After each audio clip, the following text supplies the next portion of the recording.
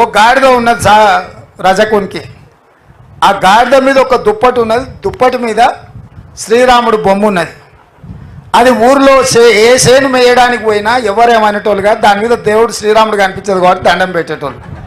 గాడిద అనుకున్నది, అబ్బా ఈ ఊర్లో అందరు నన్ను చూస్తే భయపడుతురు, నేనంటే భక్తి అందరు దండం పెడుతురు అనుకుని.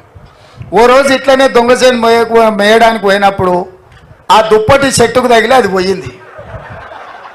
దాని మీద కప్పిన దుప్పటి లేదు, దేవుడు కనిపించలేదు. పోయి చేనులో పడంగానే గుత్ప తీసుకొని కొడితే దాన్ని నడుము ఇరిగింది.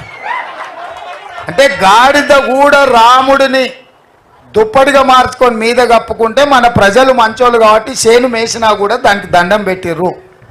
ఇవాళ కూడా బీజేపీ వాళ్ళు రాముడి ముసుగేసుకొని తిరిగినంతకాలం పెట్టిర్రు. ఇవాళ ముసుగు తొలగిపోయింది. ఇక బీజేపీ వాళ్ళ నడుము ఇరిగేది ఒక్కటే పెండింగ్ ఉంది ఎన్నికలల్లా.